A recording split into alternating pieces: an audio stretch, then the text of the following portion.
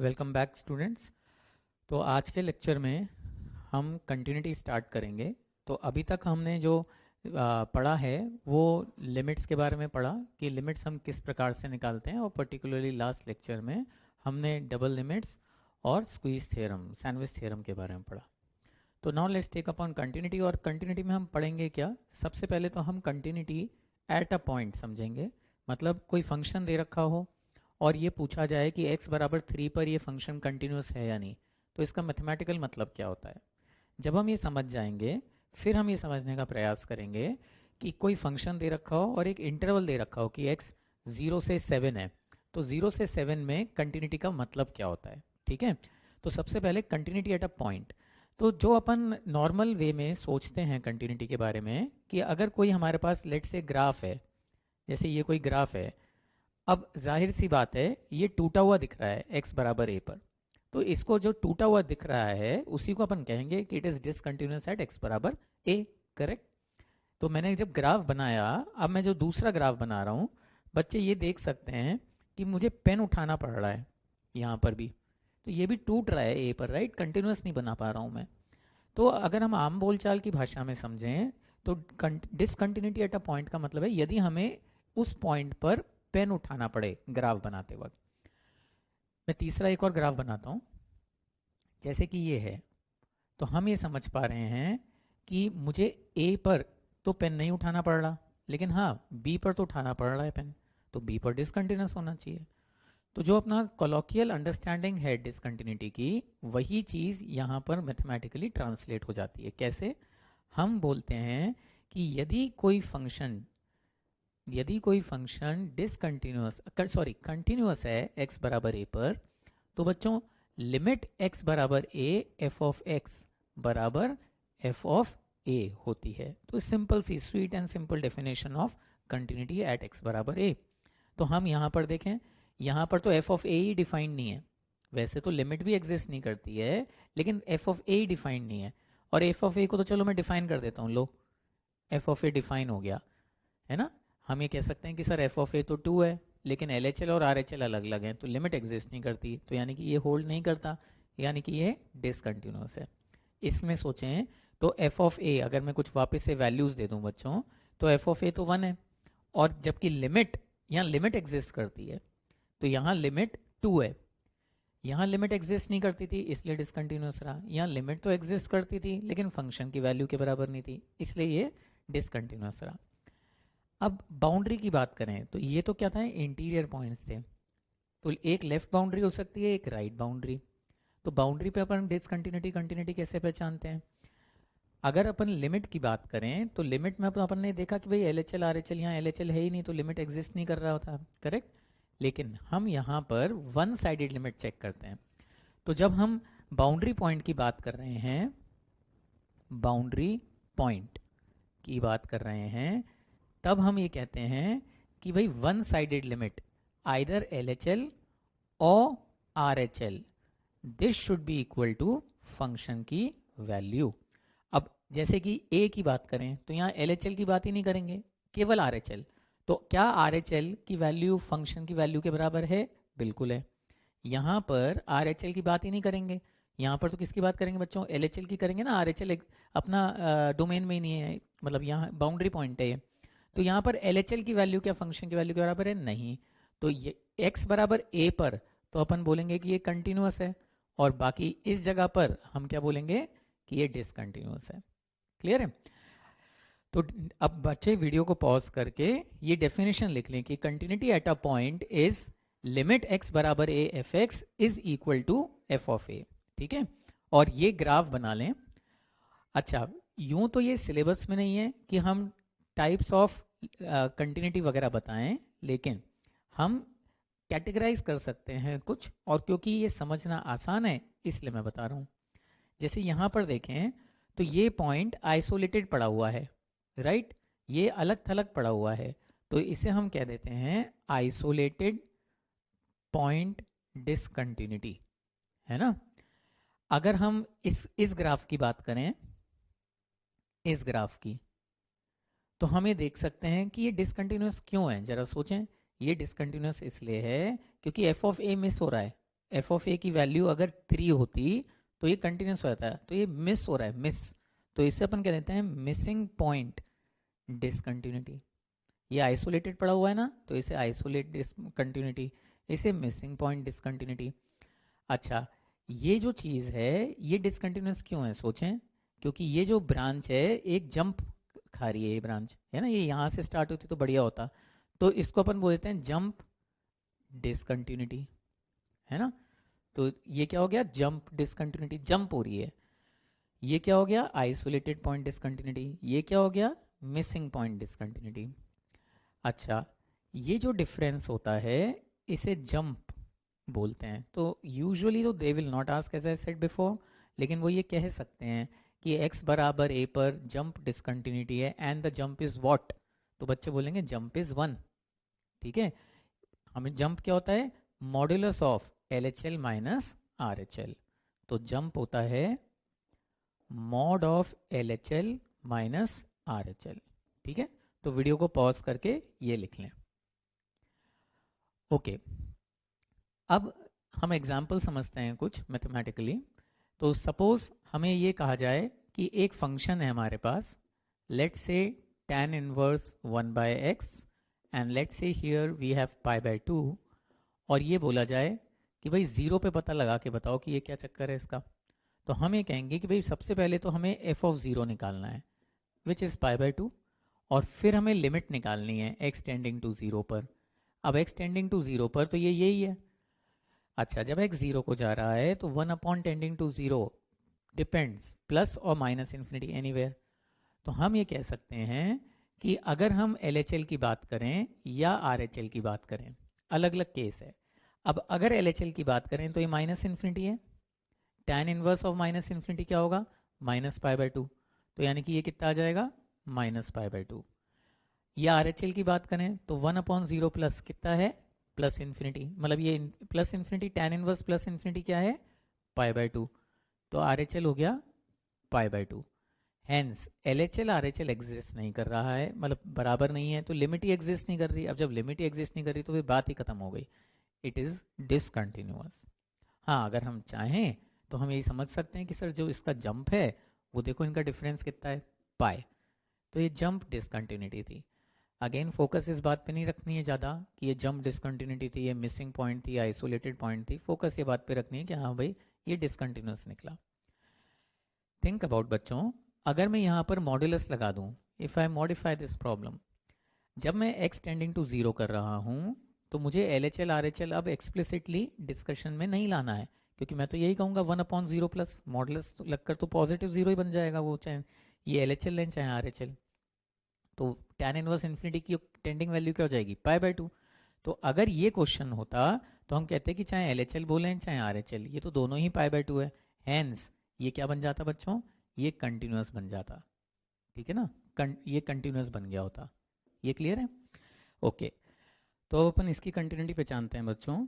ये फंक्शन दे रखा है हमें f x is equal to cos inverse square bracket of cos x, और ये दे रखा है पाई ब्रैकेट कॉस एक्स, और x greater than pi by 2 less than equal to pi by 2। हमें कंटिन्यूटी पहचाननी है पाई बाय 2 पर। तो हम क्या करेंगे, हम एफ ऑफ पाई बाय 2 निकालेंगे। वो नीचे की डेफिनेशन आएगी क्योंकि यहाँ इक्वालिटी है, राइट। तो ये 1.5 और पाई, तो ये तो 1 बन जाएगा, तो ये तो पाई आ गया। अब जब लिमिट निकालेंगे तो लिमिट में ये बात एकदम नेचुरल सी हो गई कि LHL RHL को डे 1 से अलग अलग करना पड़ेगा क्योंकि डेफिनेशन अलग अलग है, करेक्ट। अब जब LHL RHL पे गए, this is your LHL and that's your RHL। LHL pi by 2 से कम, ये वाली डेफिनेशन, तो पाई बाय 2 की लगभग वैल्यू जैसे 1.5 माने, 1.5 से हल्का सा कम में ये 1 ही रहेगा, तो LHL तो पाई आ गया। RHL की बात करें पाई बाय 2 से हल्का सा ज़्यादा, सेकंड क्वाड्रेंट कॉस एक्स वैसे ज़ीरो होता है, तो सेकंड क्वाड्रेंट में अगर हम यहाँ की बात करें तो नेगेटिव ज़ीरो होगा कॉस एक्स। नेगेटिव ज़ीरो का ग्रेटेस्ट इंटीजर -1 होगा, कॉस इनवर्स -1 पाई होगा, तो RHL भी पाई आ गया, है ना। तो लिमिट पाई आ गई और वो फंक्शन की वैल्यू के बराबर है, hence it is continuous. Clear है। जैसे ये वाला क्वेश्चन देखो, अब इस क्वेश्चन में x not equal to zero के लिए कुछ है और जीरो के लिए लैम्डा है। तो अब तुमसे बोला जा रहा है कि भाई लैम्डा बताओ such that f x is continuous at x बराबर 0, तो you have to find lambda कि लैम्डा कितना है. Think about it. Is this question not equivalent of me asking you कि लिमिट कितनी है. भाई अपने को पता है एफ ऑफ 0 तो लैम्डा है. अब क्योंकि ये कंटिन्यूअस है तो f of 0 should be equal to limit x tending to 0, और एक्स टेंडिंग टू 0 पे चाहे एल एच एल लो चाहे आर एच एल, डेफिनेशन तो यही चलेगी. 1 minus x square 1 plus 3 x square plus 1 by x square. हमेशा की तरह इनडिटर्मिनेंसी पहचानते हैं, तो x जब 0 जा रहा है तो ये टेंडिंग टू 1 है, टेंडिंग टू 1 की पावर इन्फिनिटी. तो असेंशियली हम क्या देख रहे हैं, जो भी क्वेश्चंस है ना सब में बच्चों एक डेफिनेशन सीख ली अपन ने कंटिन्यूटी एट अ पॉइंट, उसके बाद तो ये लिमिट का ही खेल रह गया. अच्छा, अब इसमें ऑफ कोर्स अपन e के ऊपर ले जाते थे, चाहो तो एक्स स्क्वायर को t भी रख सकते हो, लेकिन एनीवे हम e के ऊपर ले जाते हैं. तो x square plus 1 by x square log of ये क्वांटिटी, तो लॉग ऑफ ये क्वांटिटी में 1 minus x square minus log of 1 plus 3 x square, ये आ जाएगा. भाई अपन करते थे ना एफ एक्स की पावर जी एक्स में, ये यहाँ पर मैं दिखा देता हूँ, एफ एक्स की पावर जी एक्स में ई के ऊपर लिमिट्स में पढ़ाया था ये एफ की पावर जी बाहर आ जाता था, तो जी लॉग एफ, तो वही तो हुआ जी लॉग एफ, और log of a by b log a minus log b. अब ये एक काफ़ी आसान सा ही एक्सप्रेशन है, तुम भी समझ रहे हो कि क्या करोगे. Log of 1 minus x square, नीचे minus x square, obviously minus यहाँ आएगा. अच्छा, minus log of 1 plus 3 x square, नीचे 3 एक्स स्क्वायर, ऑब्वियसली 3 यहाँ आएगा.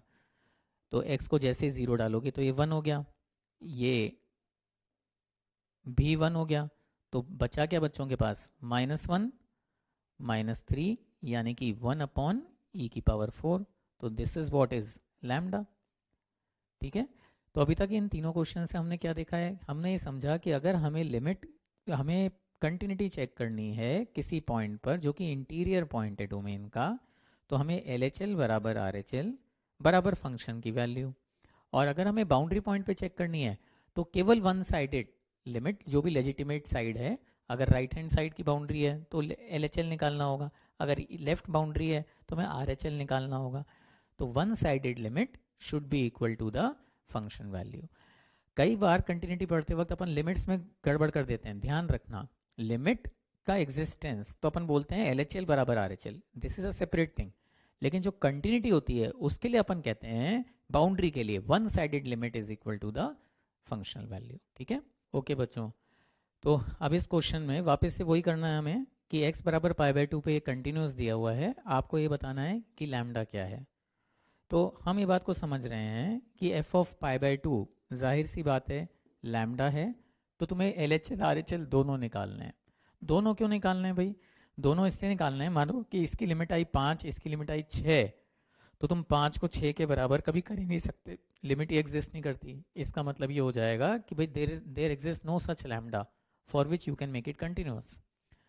तो पाई बाई 2 हम अगर एल एच एल की बात करें तो x approaching pi by 2 minus पर ये डेफिनेशन चलेगी, that is 1 minus sine x upon 1 plus cos 2x. हमने देख लिया है कि ये इनडिटर्मिनेंट है, इसीलिए तो मैं एल एच रूल लगा रहा हूँ, और एल एच रूल से हमारे पास ये आया. अगर हम x को पाई बाई 2 माइनस डालेंगे तो आज भी ये क्या आ रहा है, tending to 0 upon tending to 0, तो आज भी एल एच रूल का हम लगा सकते हैं इसके अंदर. तो एल एच रूल फिर से लगा देते हैं भाई, 4 cos 2x. अब हम x को पाई बाई 2 डालेंगे तो ये पाई बन जाएगा, यानी कि ये 1/4 को टेंड हो रहा है. अब इसकी लिमिट निकल आई. अब हम आर एच एल निकाल कर देखते हैं, इस आशा में कि काश आर एच एल भी 1/4 आ जाए, तभी लैम्डा की वैल्यू आएगी, अदरवाइज लैम्डा की no such value exist for which you can make the function continuous. ये फिर से हम देख सकते हैं 0/0 का फॉर्म है, तो 2x माइनस पाई का स्क्वायर अपॉन tan 2x. मैं फिर से इसको एल एच रूल से दिखा सकता हूँ, लेकिन जस्ट रिविजन के लिए क्यों ना अपन सब्सटीट्यूशन का सहारा लें, because we love things tending to 0, right. तो h tends to 0 plus, again pi by 2 plus था ना, x पाई बाई 2 से ज़्यादा, तो h को भी तुम्हें पॉजिटिव 0 रखना पड़ेगा. तो इन चीज़ों का हमेशा ध्यान रखें. अब हमने ये चीज़ रखी तो ये हमारे पास 4h² और नीचे क्या आ जाएगा tan pi, that is tan of 2h। तो 2h अपॉन h, तो ये 1 बन जाएगा और एक h रह जाएगा और ये लिमिट क्या आ जाएगी बच्चों, ये 0 आ जाएगी। तो हमने ये पाया कि RHL और LHL सेम नहीं आ रहे हैं, यानी कि no such lambda exist, no such real, no real value exist. ठीक है, तो बस बात खत्म हो गई। सिमिलरली इस क्वेश्चन के अंदर बच्चों को x बराबर 1 पर पता लगाना है कि ये कंटिन्यूस है या नहीं, तो करो। अब सोल्यूशन भी देखते हैं इसका बच्चों। तो x बराबर 1 पर सबसे पहले तो तुम f(1) निकालो भाई। f(1) की बात करें तो f(1) पर ये वैनिश हो जाएगा, तो ये 1 की पावर n, तो ये कितना बन जाएगा 1, एग्जैक्ट 1 की पावर इन्फिनिटी, तो 1 बन जाएगा।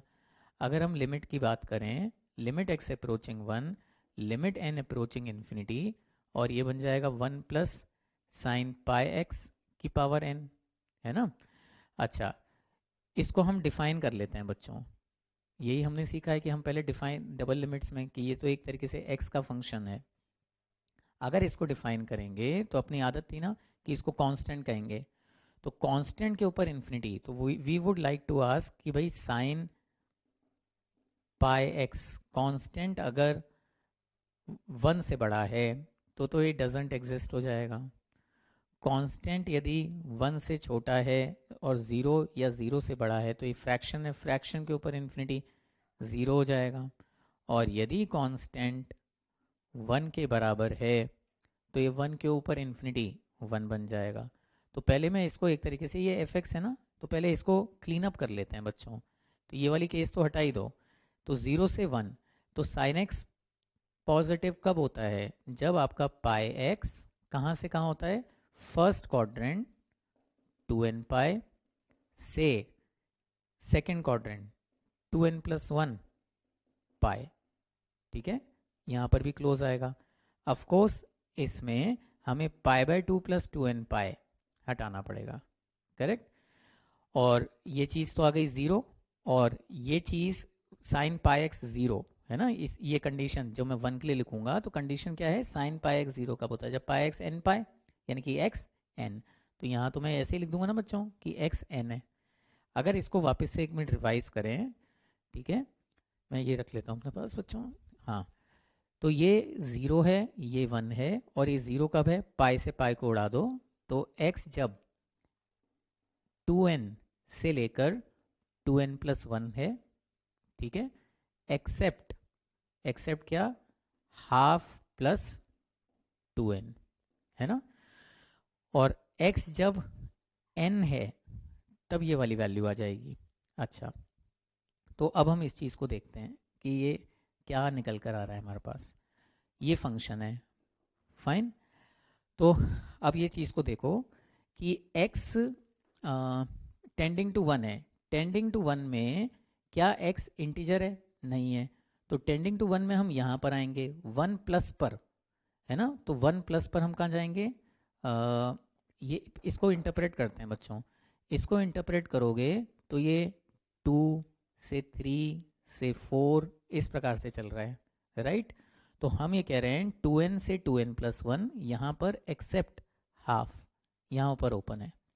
3 से 4 डोमेन में ही नहीं है, 4 से 5 में फिर यहाँ पर ओपन है ना। तो ये इसका अगर कोई ग्राफ बनाएगा तो इसका ग्राफ कुछ ऐसा बन रहा होगा कि 2 से 3 कुछ ग्राफ है, वो कुछ भी क्या, वो अपने को पता ही है ना, 0 ग्राफ है। मैं बना ही देता हूँ इसका एग्जैक्ट ग्राफ। तो इसका ग्राफ कुछ ऐसा बनेगा बच्चों, 0 से 1 एग्जैक्ट 0 है, मैं यहाँ पर ये बना दिया अपन ने बोल्ड से, और यहाँ पर ओपन कर दिया, ये क्या है, हाफ, और हाफ पर क्या है 1, और फिर से 2 से 3 ये बोल्ड हो जाएगा और इस पर ओपन हो जाएगा। ये ग्राफ ऐसा चल रहा है। अब अपने आप सोचो, अब मैं 1 पर पूछ रहा हूँ क्या है ना। तो 1 पर हम ये कहेंगे कि लेफ्ट और राइट एग्जिस्ट नहीं कर रहे। अभी मैं बाउंड्री की बात करूंगा, तो लेफ्ट पर हम कहेंगे लेफ्ट और राइट एग्जिस्ट नहीं कर रहे हैं, तो हम 1 पर इसे डिसकंटिन्यूअस कह देंगे।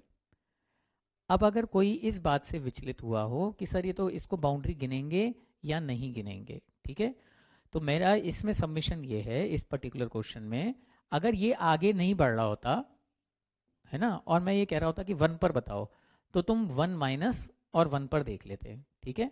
लेकिन ये क्या है, आगे बढ़ता जा रहा है, बढ़ता जा रहा है, टूटा हुआ सा है बीच बीच के अंदर, गायब हो रहा है डोमेन। तो ऐसी सूरत में जब कुछ वैल्यूज गायब हो रही होती हैं, तो JEE will ask you very explicitly whether it is discontinuous in its domain और नॉट। जैसे कि मैं क्या बताना चाह रहा हूँ, पाई बाय 2 की बात करें, मैं पाई बाय 2 का ग्राफ बनाऊं बच्चों, तो पाई बाय 2 का ग्राफ ये आएगा, आएगा नहीं आएगा, है ना।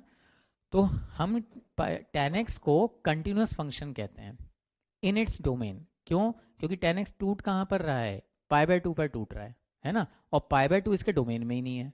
तो इस पर्टिकुलर केस में क्या 1 इसके डोमेन में है? थेरेटिकली 1 इसके डोमेन में है ना।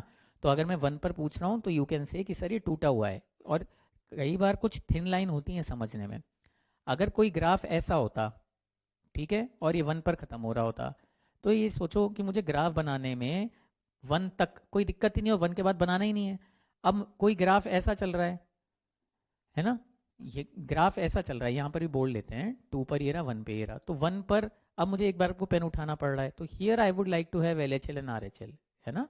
तो ये कुछ थिन लाइन होती हैं, लेकिन जेई के अंदर ये जो ग्रे एरियाज होते हैं ना, उसमें कभी खेलते नहीं है। They give you very explicit words कि in the domain in and in, मतलब जैसे tan x, is tan x discontinuous? Yes, tan x is discontinuous.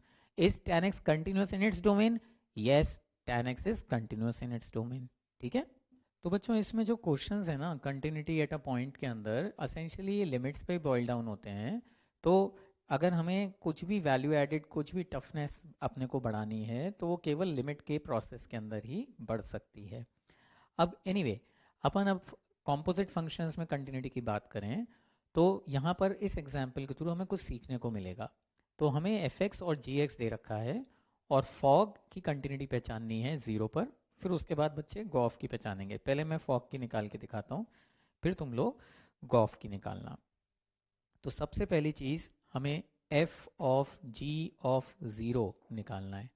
तो g ऑफ 0 के लिए bottom definition which is 2, f of 2 के लिए middle definition which is 4, right. अगर अगर यदि अब हम लिमिट निकालने लगे हैं 0 पर, तो ये समझो टेंडिंग टू 0 में g के अंदर जाएगा ना x, तो टेंडिंग टू 0 में 0 प्लस है या 0 माइनस है, तो अपने को डे 1 से ही करना पड़ेगा। तो मैं 0 प्लस की बात करता हूँ, ठीक है। तो 0 प्लस डालोगे g के अंदर, करेक्ट, g के अंदर ही जा रहा है 0 प्लस, तो ऊपर वाली डेफिनेशन 0 डालते तो 2, 0 प्लस डाल रहे हैं अभी, अपन लिमिटिंग राउंड ऑफ ये मतलब अप्रोचिंग वैल्यू मत निकाल लेना। तो बस अभी तो ये सोचो कि 0 प्लस डाल रहे हैं, तो ये 2 से हल्का सा ज़्यादा आएगा। यही लिमिट्स में भी सीखा था कि 2 नहीं लिखेंगे, 2 प्लस लिखेंगे, तो 2 प्लस लिख दिया। अच्छा, या मैं एक एक स्टेप लिख देता हूँ, फिर डिस्कशन में और अच्छा हो जाएगा। मैं 0 प्लस, और ये आ गया 2 प्लस, और देखें जरा 2 प्लस का क्या हाल है। 2 प्लस के लिए टॉप डेफिनेशन है 2 प्लस, तो ये 12, 15, 15 प्लस, है ना, 15 प्लस, और ये लिमिट जो लगी हुई थी, तो 15 प्लस की लिमिट कितनी आ गई? 15 आ गई। यूं तो आगे बढ़ने की अब जरूरत ही नहीं है, हमें दिख गया कि भाई ये तो डिसकंटिन्यूअस है, बात खत्म, LHL की आवश्यकता ही नहीं पड़ रही। गॉफ निकालो, पॉज कर लो। अच्छा, अब गॉफ की बात करें, तो g ऑफ f ऑफ 2, तो f ऑफ 2 के लिए मिड डेफिनेशन g ऑफ 4 आ गया। g ऑफ 4 के लिए ऑब्वियसली ये वाली डेफिनेशन, तो 12 और 2 14 आ गया, राइट। अच्छा, अब अगर हम लिमिट निकालें, तो वापस से 2 प्लस 2 माइनस, इसकी डेफिनेशन ही अलग है, तो अपन लिमिट x अप्रोचिंग 2 प्लस निकालते हैं। g of f of 2 plus, g of 2 plus, अगर 2 प्लस डालोगे तो ये 12, 3, 15, और 15 से हल्का सा ज़्यादा आएगा, राइट, 15 से हल्का सा ज़्यादा। 15 से हल्का सा ज़्यादा अब जब g में जाएगा तो यहाँ जाओगे, और ये कितना आ जाएगा? 45, 47। अगेन हमने पाया कि ये तो डिसकंटिन्यूअस है, ये निकालने की आवश्यकता नहीं है, ठीक है। अब ये तो हमने कंटिन्यूटी डिसकंटिन्यूटी कॉम्पोजिट फंक्शन की निकाल ली। अब मैं इसमें थोड़े से मॉडिफिकेशंस करता हूँ, जिससे कुछ जो मैं बात और हाईलाइट करना चाहता हूँ वो हाईलाइट हो जाए। 0 पर ये 2, ये 2, हाँ, इससे हाईलाइट हो रही है फॉर दैट मैटर। तो देखो बच्चों, 0 पर जी को देखो, जी को, जी कंटिन्यूस था नहीं था, 0 पर 2 है, 0 माइनस पर लिमिटिंग वैल्यू 2 है, 0 प्लस पर लिमिटिंग वैल्यू 2 है। तो 0 पर जी कंटिन्यूस था, लेकिन फॉग क्या निकल कर आया? फॉग डिसकंटिन्यूस निकल कर आया। पहले महसूस करो ऐसा क्यों हुआ। जी कंटिन्यूस था लेकिन फॉग डिसकंटिन्यूस निकला, क्योंकि 0 पर इसकी वैल्यू थी 2। तो एफ का इनपुट क्या है? जी। तो 0 पर जी का आउटपुट क्या आया? 2। तो एफ के अंदर 2 जा रहा है। अब एफ के अंदर 2 पर हम यहां से देख सकते हैं कि भाई ये 2 पर डिसकंटिन्यूअस है ना? तो जी 2, 2 प्लस 2 माइनस, अगर तुम एग्जैक्ट वैल्यू डालोगे जीरो की तो 2 है, और जीरो को अप्रोच कराओगे तो या तो 2 प्लस आ रहा होगा या 2 माइनस। हो सकता है L H L R H L zero की दोनों ही 2 प्लस आ रही हो या दोनों ही 2 माइनस आ रही हो, या उनमें से एक एल एच एल 2 प्लस आ रही हो, एक आर एच एल 2 माइनस आ रही हो। तो एफ के अंदर 3 चीजें जा रही हैं, एक 2 है, एक 2 प्लस, एक 2 माइनस। अब क्योंकि एफ डिसकंटिन्यूअस है तो ये तीनों चीजें सेम तो हैं ही नहीं, है ना? इनमें से कोई ना कोई तो अलग है। तो यहां पर ये डिसकंटिन्यूअस निकला। लेकिन अगर समझो ये 2 है, मैं इसका थोड़ा सा डेटा उस हिसाब से चेंज करता हूँ जो हमें कुछ रिजल्ट यील्ड करे। अज्यूम करो मैं इसको ये कर देता हूँ। अब जी के अंदर तुम क्या क्या डाल रहे हो? 0 डाल रहे हो, तुम 0 प्लस डाल रहे हो, तुम 0 माइनस डाल रहे हो, 3 चीजें डाल रहे हो। तो इनके 3 आउटपुट आ रहे हैं। मैं कह रहा हूँ जरूरी तो नहीं है ना 3 आउटपुट आए। 0 पे तो चलो एग्जैक्ट 2 आएगा, 0 प्लस 0 माइनस पर हो सकता है 2 प्लस आ जाए, दोनों पे 2 माइनस आ जाए। तो इन दिस अगर ऐसा सीन बनता कि 0 प्लस और 0 माइनस पर दोनों पर ही 2 प्लस आ रहा होता, एक मिनट देख लेते हैं दोनों पर ही 2 प्लस आएगा क्या? नहीं आएगा दोनों पे। अगर बन रहा होता कि 0 प्लस डाल रहा हूँ 0 माइनस, जी का आउटपुट 2 प्लस आता, तो तुम हर हाल में यहीं जाते ना। तो इन तीनों इनपुट्स के लिए एफ का जो नेट आउटपुट आता वो सेम ही आता ना। समझ में आया? मैं वापस से रिपीट कर रहा हूँ। मैं ये समझा रहा हूँ कि जो क्वेश्चन इनिशियली मैंने लिखा था उसमें जी कंटिन्यूअस था 0 पर, लेकिन फॉग डिसकंटिन्यूअस आया 0 पर। तो ये क्यों हुआ ऐसा? क्योंकि मैं ये कह रहा हूँ कि एफ के अंदर हम जी डाल रहे हैं। अब हम जब 0 पे चेक कर रहे हैं तो हम इसका इनपुट 0, 0 प्लस, 0 माइनस 3 डाल रहे हैं। तो ये जो जी है इसका आउटपुट एलिफेंट, एलिफेंट माइनस और एलिफेंट प्लस। 0 पे तो एलिफेंट आएगा, 0 प्लस 0 माइनस पे दोनों पे ये आ सकता है, या दोनों पे ये आ सकता है, या एक पर ये एक पे ये आएगा, यही तो आएगा। अब f के अंदर ये तीनों वैल्यूज पर सेम वैल्यू कन्वर्ज नहीं होगी, ये निश्चित है। क्यों? क्योंकि हम कह रहे हैं ना कि 2 एलिफेंट यहाँ पर 2 है, हम तो कह रहे हैं ना कि भाई 2 पर डिसकंटिन्यूअस है। अब मैं ये कह रहा हूं कि फर्ज करो 0 माइनस 0 प्लस दोनों पर यही आ रहा होता, और 0 पर तो ये आ रहा है, तो f एलिफेंट और f एलिफेंट माइनस हो सकता है बराबर हो, और एलिफेंट प्लस अलग था, तभी तो ये डिसकंटिन्यूअस था। लेकिन एलिफेंट प्लस तो अब f के इनपुट में आ ही नहीं रहा है, तो फॉग कंटिन्यूअस भी हो सकता था, है ना? तो कंक्लूजन ये निकला, जो समझाना चाह रहा हूं उसका हाईलाइट ये निकला बच्चों, कि जो ये फॉग है ना, अगर जी कंटिन्यूअस होता है तो कोई गारंटी नहीं है फॉग की। मैं क्रॉस नहीं कर रहा हूँ, क्रॉस से गलत भावना जाएगी। फॉग कैन बी एनीथिंग, है ना? अगर जी डिसकंटिन्यूअस है, जरा सोचो, अगर मैं बोल रहा हूँ x बराबर a पर जी डिसकंटिन्यूअस है, फॉग के बारे में सोचो क्या होना चाहिए। मैं f के बारे में बता ही नहीं रहा हूँ कि क्या है f, तुम तो बस जी के फॉग के बारे में बताओ कि क्या ये हमेशा डिसकंटिन्यूअस होगा या ये कंटिन्यूअस भी हो सकता है। इट कैन बी कंटिन्यूअस, है ना? मैं यहाँ पर ये कर देता हूँ। फॉग के बारे में अभी भी हम कुछ नहीं कह सकते, it can swing in continuous direction as well. क्यों? क्योंकि भाई सिंपल सी बात सोचो कि x बराबर a पर जैसे तुम यहाँ पर 3 इनपुट डालोगे, a प्लस और a माइनस, ये डालोगे ना, तो g के इनपुट क्या हो सकते हैं? 3 हो सकते हैं। Let's say elephant output camel, mongoose, 3 output है ना? अब अगर ये 3 आउटपुट आ रहे हैं, अब अगर ये 3 आउटपुट आ रहे हैं बच्चों, तो f के अंदर एलिफेंट कैमल मंगूस, अगर f तीनों ही वैल्यू पर, लेट्स से टाइगर है, एक ही वैल्यू आ रही है, तो कंटिन्यूस बन जाएगा ना फॉग। और अगर ये 3 वैल्यूज पे अलग अलग दिखा रहा है तो ये भी अलग अलग डिसकंटिन्यूस बन जाएगा। तो जी इवन दो डिसकंटिन्यूस है तब भी फॉग कंटिन्यूस हो सकता है। तो द समरी दैट टर्न, मतलब जो हमारा डिस्कशन से जो चीज़ निकल कर आई है वो ये निकल कर आई है कि ये एफ है, ये जी है और ये फॉग है। तो हम ये कह रहे हैं कि अगर ये कंटिन्यूस है, ये कंटिन्यूस है, मैं अभी भी सोचने का रूम दे रहा हूँ कि मुझे यहाँ क्या लिखना चाहिए। अगर ये कंटिन्यूस है, ये डिसकंटिन्यूस है, ये डिसकंटिन्यूस है, ये कंटिन्यूस है, ये डिसकंटिन्यूस है, ये डिसकंटिन्यूस है, तो think about what would you right. अगर ये दोनों कंटिन्यूस हैं तो फॉग फॉर श्योर कंटिन्यूस होगा। जो इतना समझाने के बावजूद नहीं फॉलो कर रहे हैं, मैं एक बार फिर से ये पॉइंट को प्रयास कर रहा हूँ। तुम ए प्लस ए माइनस तीनों चीज डालो तो ये कुछ b minus b plus types में आएगा।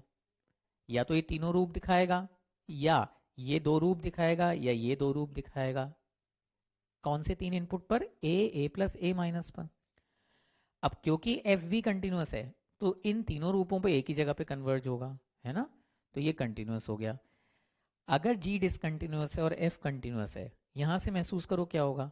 जो तुम तीन इनपुट डालोगे ए माइनस ए प्लस, क्योंकि जी डिसकंटिन्यूस है, इन तीन पर ये तीनों सेम ऐसे नहीं हो सकता, कोई ना कोई तो सी दिखाएगा ही, सी माइनस या c plus, let's not worry about it, है ना? ये किसी और को अप्रोच कर रहा होगा तभी तो अलग आएगा।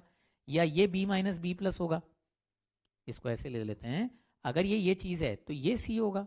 ये तीनों तो सेम हो नहीं सकते ना, कन्वर्ट लिमिटिंग वैल्यू, क्योंकि सी डिसकंटिन्यूस है।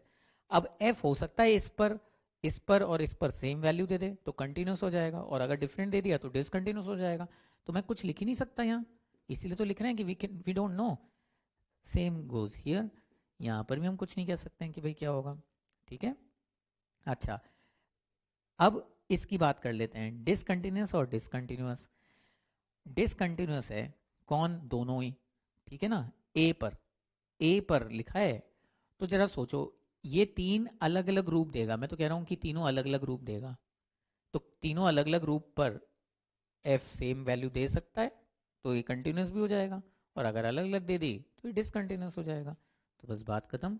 आई can not mention right anything. तो the moral of the story is, fog और गॉफ में केवल एक ही थ्योरम याद रखना है कि अगर दोनों कंटिन्यूस हैं तो बंदा कंटिन्यूस आएगा, दैट्स इट। बाकी कुछ भी हम नहीं कह सकते हैं। इस क्वेश्चन को लेते हैं। इस क्वेश्चन में ए बी सी मैंने तीन वेरिएबल्स छुपाए हैं, और मैं कह रहा हूं कि x बराबर 3 पर ये कंटिन्यूस है। तो तुम ए बी सी के बारे में बताओ कि क्या होगा। तो इसे अटेम्प्ट करना। तो बच्चे करेंगे क्या? बच्चे कहेंगे कि यार f(3) की वैल्यू तो b है सर। अब मैं LHL RHL अलग अलग निकाल लेता हूँ। तो तुम x अप्रोचिंग 3 माइनस लिखोगे, तो ऑब्वियसली तुम x square minus 9 upon x minus a लिखोगे, है ना? अब x3 माइनस जा रहा है, हमारी हमेशा से आदत है, देखो जो बच्चे इंडिटर्मिनेंसी नहीं पहचानते ना वो वापस से इसमें दुख को प्राप्त होंगे। इसलिए मैं हर बार हर क्वेश्चन में लिमिट के बोलता हूँ कि हमारी आदत है, ये डायलॉग भी रिपीट करता हूँ। तो मतलब ये चीज़ का ध्यान रखना, जो मुझसे हमेशा पढ़ते हैं वो हमेशा ये लाइन भी याद रखते हैं कि हमारी तो आदत है। जब पढ़ रहे हो ना तो बिल्कुल ऐसे ही रेप्लिकेट करो जैसा मैं कह रहा हूँ। तो हमारी आदत है इंडिटर्मिनेंसी पहचानने की। तो भाई न्यूमरेटर 0, डिनोमिनेटर पता नहीं, डिनोमिनेटर 3 माइनस ए को अप्रोच कर रहा है। तो जब न्यूमरेटर 0 को अप्रोच कर रहा है, डिनोमिनेटर का पता नहीं, लेकिन लिमिट तो b आनी चाहिए ना, एग्जिस्ट करनी चाहिए, तो ये पता नहीं कहाँ जाएगा, 0 ही तो जाएगा। तो तुम ये कहोगे कि मुझे क्योंकि कंटिन्यूस बनाना है सर, तो x ये जो a है ना, ये क्या बन रहा है बच्चों? देखो ना 3 माइनस ए बन रहा है, तो a की वैल्यू 3 होनी चाहिए। तो पहले तो तुमने ये क्रैक कर लिया कि a की वैल्यू 3 होगी, ठीक है? इनडिटर्मिनेंट बनाना है तो, और अगर a की वैल्यू 3 नहीं है तो देखते हैं कि क्या चक्कर है इसका। इसको ऐसे दो केसेस में लिखता हूं मैं। तो अगर x की वैल्यू a की वैल्यू 3 है, और अगर a की वैल्यू 3 नहीं है, a 3 है तो ये 0/0 का फॉर्म हो गया, 3 डालना तो ये x प्लस 3 बन जाएगा ना। तो लिमिट कितनी आ गई? 6। और अगर ये 3 है ही नहीं, मान लीजिए a तो 4 है, तो ये टेंडिंग टू 0 अपॉन -1, तो ये तो 0 बन जाएगा ना। तो ये 0 आ गई। ये LHL आया तुम्हारा। ऐसे तुम RHL की बात करो, RHL में भी तुम्हें केस तो लेना ही पड़ेगा, क्योंकि तुम्हें पता ही नहीं है यार डिनोमिनेटर 0 को जा रहा है नहीं जा रहा। तो तुम कहोगे कि सर अगर C 3 है और C 3 नहीं है, अगर 3 नहीं है तो ये टेंडिंग टू 0 अपॉन नॉन 0, तो ये तो 0 बन जाएगा। और अगर x 3 है तो अब ये 0/0 का फॉर्म है, चाहे तो फैक्टर हटा लो या LH रूल लगा लो, 3x² दिख रहा है ना, तो ये कितना बन गया 27। अब सोचो कि तुम किस सूरत में बराबर कर सकते हो इस वैल्यू को, one of the values equal to LHL and that is one of the values equal to RHL। तो ऑब्वियस है ये ज़ीरो और ये इसी से आशा है, तो B कितना आ गया 0, क्योंकि तुम B को अगर 6 बनाओगे तो इनमें से कोई भी वैल्यू 6 नहीं बन सकती। B को अगर 27 बनाओगे तो फिर यहाँ कहीं 27 नहीं दिख रहा है ना, तो B 0 आ गया और 0 के corresponding A not equal to 3 आ गया और इस 0 के corresponding C not equal to 3 आ गया। क्लियर है? तो इस पूरे देखो, कहने के लिए तो ये कंटिन्यूटी एट अ पॉइंट का क्वेश्चन है, लेकिन अगर हम समझ पा रहे हैं तो ये थियोरेटिकली लिमिट का क्वेश्चन है, वेर इन हमें इनडिटर्मिनेंसी पर जोर देते हुए, यही तो जेई की खास बात है। जेई एडवांस में यही मेन होता है बच्चों, कि अगर वो लिमिट का ब्लंटली लिमिट का क्वेश्चन दे सकते हैं, और अगर वो ये जानना चाहते हैं कि यार बच्चा इनडिटर्मिनेंसी पहचानने की आदत रखता है नहीं रखता है, तो वो इनडिटर्मिनेंसी पर आधारित कोई क्वेश्चन दे सकते हैं। ठीक है, तो बच्चों अभी तक अपन ने कंटिन्यूटी किसी पॉइंट पर कैसे चेक करते हैं इस चीज़ पे डिस्कशन किया। अब जैसे कि लिमिट्स में था, पहले हमने लिमिट निकालना सीखा था और फिर हमने देखा था कि there are certain theorems, certain rules that limits govern, कि F+G में हम क्या इंडिविजुअल लिमिट्स लगा सकते हैं एंड सो फोर्थ।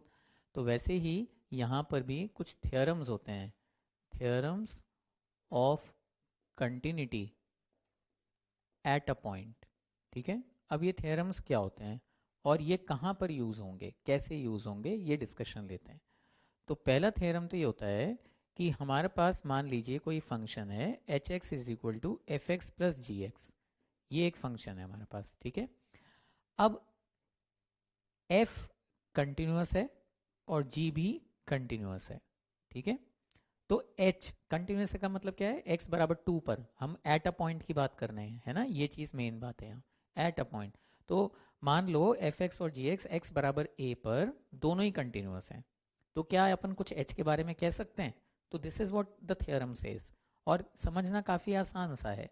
अगर हमें h के बारे में कहना होता तो हम ये कहेंगे ना बच्चों, HA निकालेंगे, HA+ निकालेंगे, HA- निकालेंगे, और खुद सोचो FA GA limit x approaching a plus और limit x approaching a minus. तो अब इस चीज़ को इंडिविजुअल लिमिट भी ले सकते हैं क्योंकि यार f तो कंटिन्यूअस ही है ना। तो अब इस चीज़ को समझो कि FA+FA- के बराबर होगा, क्यों? क्योंकि f तो कंटिन्यूअस है। GA+GA- के बराबर होगा क्योंकि g कंटिन्यूअस है, तो ये तीनों चीज़ कंटिन्यूअस ही आएंगी ना, तो h क्या आ गया कंटिन्यूअस। तो पहला थ्योरम तुम्हारा ये हो गया कि continuous function plus continuous function at a implies a continuous function.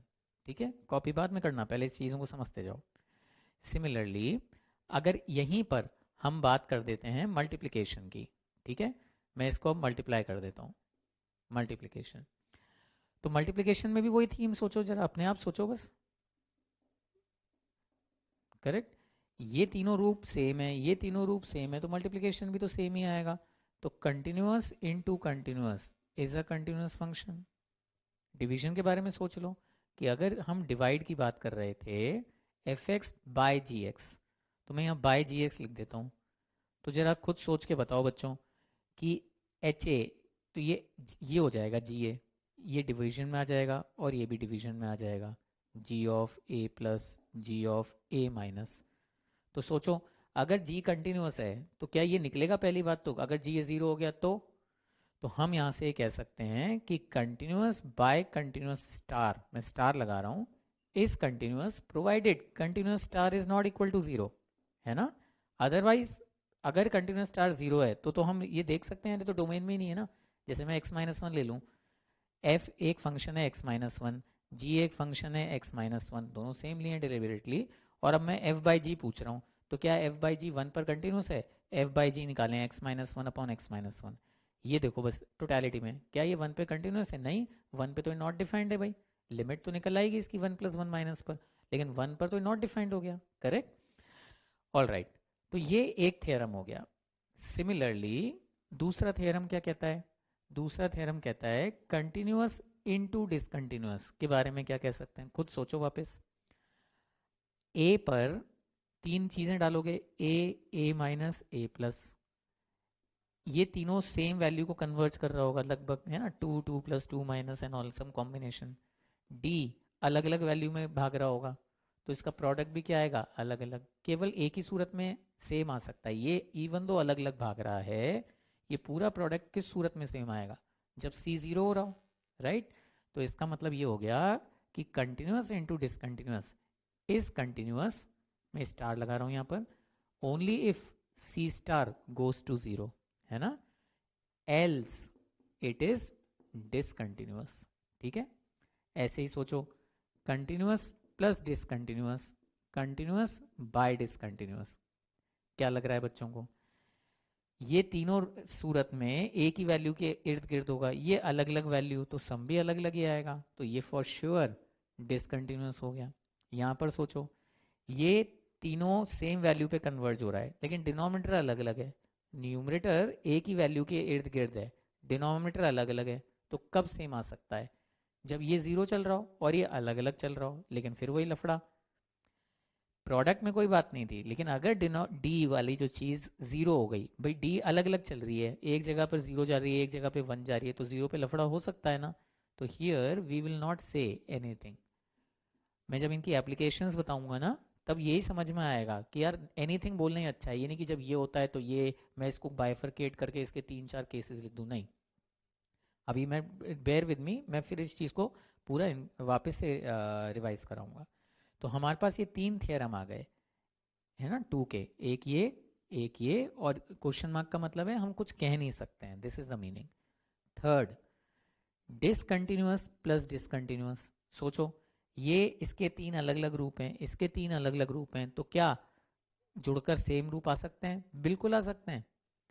भाई सपोज एक बार ये 2 है, एक बार ये 3 - है, एक बार ये 4+ है, ऐसे 3 अलग अलग रूप हैं, और इसके रूप आ रहे हैं, लेट से 5 आ रहा है ना, लेट से ये 4+ आ रहा है, और लेट से ये 3+ आ रहा है, तो 2 + 5 7 आ रहा होगा, ये भी 7 को अप्रोच कर रहा होगा, ये भी 7 को अप्रोच कर रहा होगा, तो सेम हो सकता है ना।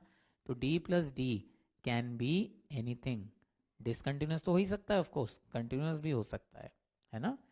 ये माइनस के लिए भी चलेगा, सेम डी प्लस माइनस, है ना, वैसे ही यहाँ पर प्लस माइनस है, ऐसे ही बच्चे समझ पा रहे होंगे, D into D can also be anything, and D by D can also be anything, ठीक है ना। अच्छा, अब ये थोड़ा सा इंटरेस्टिंग होता है, however D plus minus D, क्या इंटरेस्ट है इसके अंदर, हमें फर्दर ये याद रखना चाहिए कि मान लो P x is F x plus G x, ये एक फंक्शन है हमारे पास, और क्यू एक्स एक दूसरा फंक्शन है, एफ एक्स माइनस जी एक्स, ठीक है। अब अगर हम इन दोनों को ऐड कर दें, तो p x plus q x by 2 हमारे पास एफ एक्स आ जाएगा, ठीक है। अब कर क्या रहे हैं, समझना क्या चाह रहे हैं, डी प्लस डी का केस लें, अगर ये दोनों डिसकंटिन्यूअस हैं, तो अब हम ये समझना चाह रहे हैं कि पी एक्स और क्यू एक्स दोनों साइमल्टेनियसली कंटिन्यूअस नहीं हो सकते, हमने कह दिया कि डी प्लस डी कंटिन्यूअस भी हो सकता है, हम ये भी कह रहे हैं डी माइनस डी भी कंटिन्यूअस हो सकता है। हम ये समझना चाह रहे हैं फर्दर इसमें कि अगर हम x बराबर 3 पर बात कर रहे हैं, f और g मेरे को दोनों डिसकंटिन्यूअस दे रखे हैं, x बराबर 3 पर दोनों डिसकंटिन्यूअस हैं, तो अब f प्लस जी, जो ये दो लोग हैं, ये दो लोगों का जो सम आएगा, ये हो सकता है कंटिन्यूअस हो सकता है f माइनस जी कंटिन्यूअस हो, लेकिन ऐसा कभी नहीं हो सकता कि f प्लस जी भी कंटिन्यूअस आ जाए और f माइनस जी भी कंटिन्यूअस आ जाए, दोनों दोनों पी एक्स और क्यू एक्स साइमल्टेनियसली कंटिन्यूस नहीं आ सकते, क्यों नहीं आ सकते, अगर ये दोनों साइमल्टेनियसली कंटिन्यूस होते तो कंटिन्यूस प्लस कंटिन्यूस कंटिन्यूस बनता, लेकिन यानी कि एफ एक्स कंटिन्यूस बन जाता, लेकिन हम जानते हैं ना कि एफ एक्स तो डिसकंटिन्यूस है ना। तो यहां पर हम क्या चीज लिख रहे हैं कि at most one of D plus D और D minus D is continuous, है ना। तो अब समराइज करते हैं पहले कि हमने 3 चीजें बच्चों क्या देखी हैं, हमने 3 चीजें जो 3 थ्योरम्स देखे हैं वो ये हैं, पहला थ्योरम है जब दोनों ही फंक्शन कंटिन्यूस हों किसी x बराबर a पर, तो दोनों का जो एडिशन है या सब्ट्रैक्शन है वो कंटिन्यूस आता है, प्रोडक्ट कंटिन्यूस आता है, डिवीजन कंटिन्यूस आता है, provided denominator is not zero, है ना, वही लिखा है अपन ने। सेकंड थ्योरम हमने देखा कंटिन्यूस इनटू डिसकंटिन्यूस। ये ध्यान रखना है इनटू वाली चीज़, इसीलिए शायद मैंने सबसे ऊपर लिखा है। ये बच्चे इसमें गलतियां करते हैं, देखेंगे जब अपन प्रैक्टिस करेंगे। कंटिन्यूस इनटू डिसकंटिन्यूस, कंटिन्यूस हो सकता है लेकिन कब होता है कंटिन्यूस? होता है, हो सकता है नहीं। कंटिन्यूस कब होता है? जब ये वाला फंक्शन जीरो को टेंड कर रहा हो। और डिसकंटिन्यूस बाकी सारे केसेस में। C plus d is d and c by d के बारे में हम कुछ नहीं कह सकते, डिवीजन के बारे में नहीं कह सकते, सम या सब्ट्रैक्शन के बारे में कह सकते हैं। और जब दोनों डिसकंटिन्यूस होते हैं तो हम तीनों ही केस, चाहे प्लस माइनस ले लो, चाहे डिवीजन ले लो, चाहे मल्टीप्लिकेशन ले लो, कुछ नहीं कह सकते हैं। लेकिन हाँ, ये याद रखना है कि यदि डी प्लस डी कंटिन्यूस है तो for sure D minus D क्या होगा? डिसकंटिन्यूस। ये याद रखने से क्या होता है? ये होता है भाई कि अज्यूम करो ब्रैकेट एक्स है, ये एफ है, और लेट से जी तुम्हारे पास फ्रैक्शनल एक्स है। जरा सोचो, ब्रैकेट एक्स का ग्राफ सोचो, क्या एक्स बराबर 7 पर डिसकंटिन्यूस है? हाँ, सारे इंटीजर पे डिसकंटिन्यूस होता है। फ्रैक्शनल एक्स का ग्राफ सोचो, रिपीटेड, राइट? सोच पा रहे हैं? तो वो क्या होता है फ्रैक्शनल एक्स का ग्राफ? फ्रैक्शनल एक्स का ग्राफ ये चलता है नहीं चलता है? तो ये भी डिसकंटिन्यूस है या नहीं? इंटीजर पॉइंट्स पे ये भी डिसकंटिन्यूस है। तो दोनों इंटीजर पे डिसकंटिन्यूस होते हैं। तो ये डी और डी वाला केस हो गया। अब मैं दोनों को जोड़ने वाली बात करता हूँ, एफ प्लस जी की बात करता हूँ। तो एफ प्लस जी तो हम जानते हैं एक्स है। अच्छा, एक्स तो कंटिन्यूस है, यानी कि एक्स बराबर 7 पे कंटिन्यूस निकला डी प्लस डी। और हो भी सकता था, हम कहते कुछ भी। तो अब मैं ये समझा रहा था इससे कि कल को इन्होंने ये दे रखा होगा और अब ये इसके बारे में पूछेंगे कि भाई ये वाला फंक्शन बताओ एक्स बराबर 7 पे क्या है। तो ये 7 पे डिसकंटिन्यूस है, ये डिसकंटिन्यूस है, लेकिन d प्लस डी कंटिन्यूस आ चुका है। तो for sure d minus D discontinuous ही आएगा। मैं बिना चेक करे बता दूंगा कि भाई ये तो डिसकंटिन्यूस आएगा 7 पर, for that matter every integer point पर। तो क्या होता है, या तो मैं चेक करके दिखाऊं या मुझे ये थ्योरम अप्लाई याद होगा तो मैं ये फास्ट दिखा सकूंगा। So the purpose of us studying the theorem is the following. अभी तक हमने कंटिन्यूटी इन इंटरवल नहीं देखा है। जब हम कंटिन्यूटी इन इंटरवल देखेंगे, हाँ मैं इंटरवल कह रहा हूँ बिल्कुल, तो जब हम कंटिन्यूटी इन इंटरवल देखेंगे ना, वो करने के लिए हमें कंटिन्यूटी एट अ पॉइंट की डेफिनेशन समझ में आनी चाहिए और ये थ्योरम समझ में आने चाहिए। और ये थ्योरम्स किस प्रकार से लगाते हैं, this is what the art of continuity in an interval. तो बच्चों, आज के लेक्चर के बाद अब बच्चे ये वाला होमवर्क करके लाएंगे, that is homework exercise 1 part 1 LCD से D1 से D6, एक्सरसाइज 1 पार्ट 2 D1 से D5 तक, और कॉम्प्रिहेंशन 2। ये जो कॉम्प्रिहेंशन 2 शीट के अंदर दिया हुआ है, it is a informative comprehension variant. जो मैंने इनिशियली चैप्टर में कहा था कि there are several types of discontinuity, jump, missing and other things, it is to educate you. तो इट इज़ रिकमेंडेड जो उसकी थियोरी है उसको पढ़कर लर्न भी करें। ऑल्दो हार्ड एंड फास्ट नहीं है, it's not mandatory, but it's a value addition. आप याद करते हैं तो बेहतर है। तो अब नेक्स्ट क्लास में मिलेंगे।